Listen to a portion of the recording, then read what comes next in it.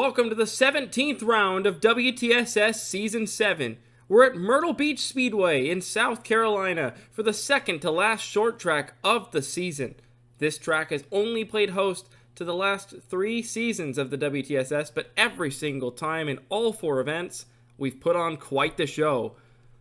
Point leader Ryan Reed barely escaped with the championship point, exiting Martinsville, 7 points ahead of rookie Jeff McLennan in second in the championship. With Reed's absolute raw speed on the short tracks, but his bad luck elsewhere, could we see somebody exit race number 17 finally a different point leader? Logan Hill in the 11 is straight out onto the racetrack to begin this 10-minute session at Myrtle Beach. One of the more unique short tracks on the calendar in that you never quite do reach massive top line speed around here. This track, you just kind of roll through it, both in the corners and on the straightaways. Passing is difficult because you have to set your moves up for multiple laps, but when you can make the move, it is very easy to complete the move if you've got the car to do it. Scott Roush, quickest at the moment to start off, but Logan Hill is the first one to put a real lap on the board after everybody else had set times exiting the pits. And we have reports that Yuki Tamura is reporting that a tire is already flat on that car exiting the pit lane. And so she is coming straight back in. Obviously, a valve stem must have come loose in the pits. But already a hiccup to start her qualifying off. And your last race winner in trouble to begin this session as her teammate, Scott Roush, goes to the top of the board with an 18.651. Get used to hearing it. Roush Racing Enterprise cars on short tracks. She limps back around to enter the pits. Patrick Smith in the 77 goes quickest now. His teammate Kyle Bisceglia has been the one who's really stolen the headlines on the short track races in WTSS as of recent. But Smith absolutely trying to make himself known as a driver who can also win on ovals. He should have, could have, would have won at Indianapolis without that caution and that pit cycle to break things up. And he won last season in the season finale at Darlington, which is a track that we will be coming up to shortly in the next few races. Smith knows how to win on... That's going to be a great race. That will be. I can already feel it. We put on quite the show last season, and I think we'll do it again. Scott Roush in the 6, who was quickest earlier, has already come into the pits for a fresh set of tires. I don't know this track being much of a tire eater, but I am noticing not many people are setting new quickest times, except for the man who just went top of the board with an 18.557, and that's your Knoxville winner, Tristan Wilhoit, who, if you asked every single media outlet that's interviewed him over the last season, he'll be the first one to tell you he's not good at short track. We have trouble on the racetrack. Elijah Innes in the 1 car is crashed in turn number 1 with damage on both sides of his car. And he's hitting Patrick Smith trying to get into the pits. I wonder if that put some damage on the 77. What has happened here? Allison Figueroa just absolutely shipped him into turn 1 and damaged her own car in the process. Just a misjudgment under braking, it looked like, that completely ruined both of their laps and sends both of them back to the pits for damage repairs. Oh my God!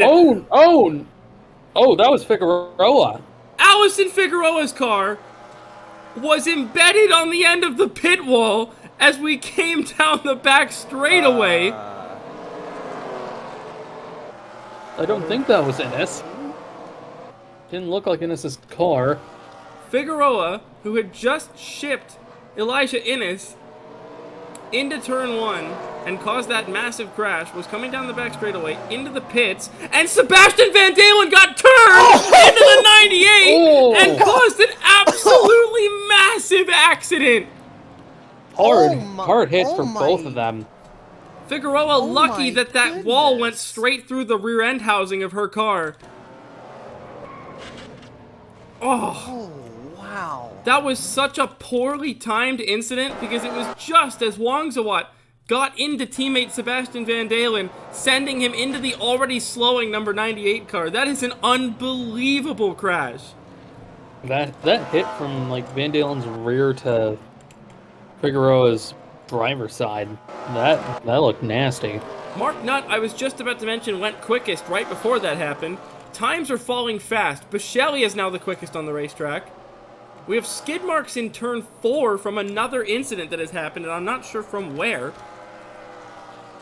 There's a lot going on in this qualifying session, and I can't say I was expecting anything to be going on in this qualifying session, let alone as much as happening right now. I was going to say, like, before everything popped off, that there was going to be they were going to really have to deal with a lot of the congestion that we've seen on a lot of the short tracks. I didn't think that we were going to have to deal with this. I don't know who the skid marks are in turn 4. We'll have to find it somewhere.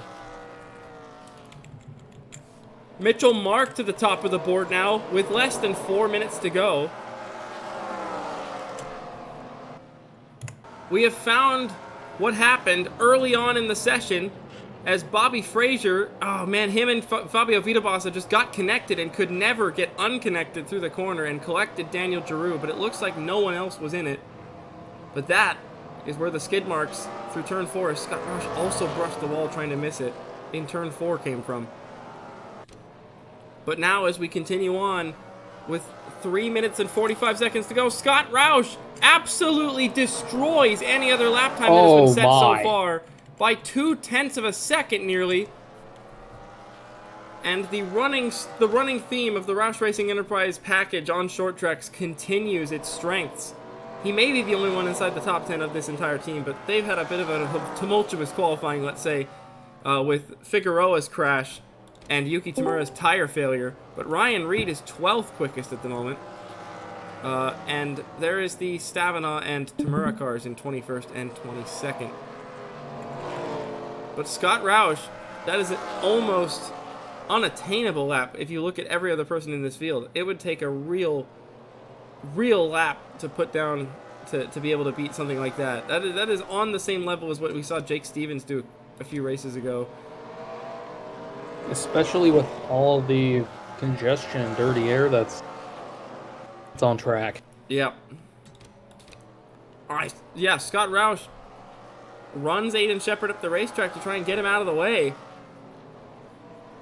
And as we head into 1, he does get him out of the way. That 6 car is much quicker than the 42, and he makes him know it.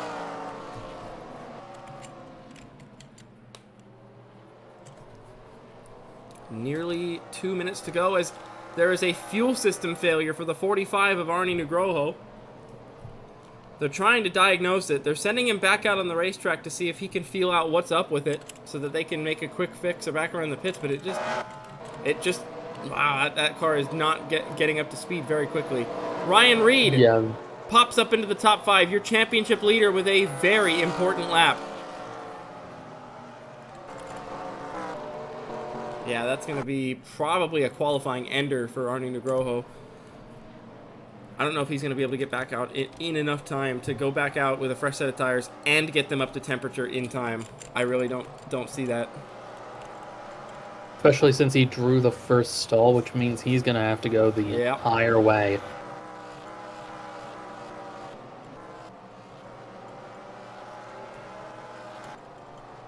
WTSS does have a pre-qualifying warm-up. We don't televise it, but Nugroho was quickest in that. That's how he drew the first pit stall. And that is, yeah, like you said, he has to go down that whole pit lane with a car that's already sputtering down every single straightaway because it can't pick up the fuel properly. Probably a qualifying ender in my opinion. But now with 1 minute remaining, we're about to get towards standby, and whoever has not started a lap yet by the time we enter standby will not get to finish said lap. You get one chance to finish whatever lap you're already on, and that's it. Not many new names have jumped up into the top 10 in the last minute or so. Tristan Wilhoit is 6th. That's a new one. But things have definitely mellowed out as the traffic has really gotten thick around here. Where is second in points, Jeff McLennan? 31st for the man second in points, the rookie. As Will Hoyt goes even quicker to fourth quickest in the 17. I was just saying earlier, he will always be the first one to tell you in the media pen that he's not good at short tracks, but do not let it dissuade you that he is a series champion. And just because he may not think that a short track is in his skill set, he is still an incredibly talented driver. And what may be a bad day to him is a pretty good day to other drivers. Daniel Giroux puts it up in the top 10 in the dying moments of qualifying. We're into standby. Finish your laps, find an improvement, or forever hold your peace at the end of this session. Can anybody else find a time?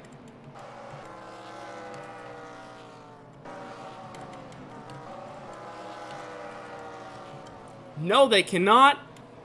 Scott Roush in the 6 car. It's been a while since he's done it, but on the pole on another short track in his WTSS career, Roush will lead the field to green at Myrtle Beach. Mitchell Mark, Kyle Bisceglia, Tristan Wilhoit, and Mitchell Carter with another strong short track showing in 5th. Ryan Reed, Ray Takeda, Hu Jian, Roberto Crown Jr., and Daniel Giroux, your top 10.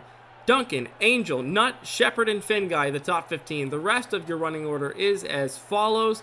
Championship contender Jeff McLennan finds himself 26th in qualifying. He did find a minor improvement in the dying moments of qualifying. And at the back of the field, you see some pretty shocking names. Alex Constantine in 36th. We didn't see his name a single time in the entire session, it feels like.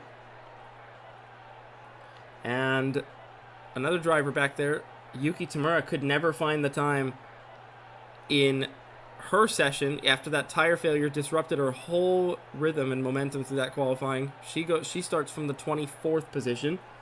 Those drivers in the top 5 in points, the only drivers that were able to capitalize on the session,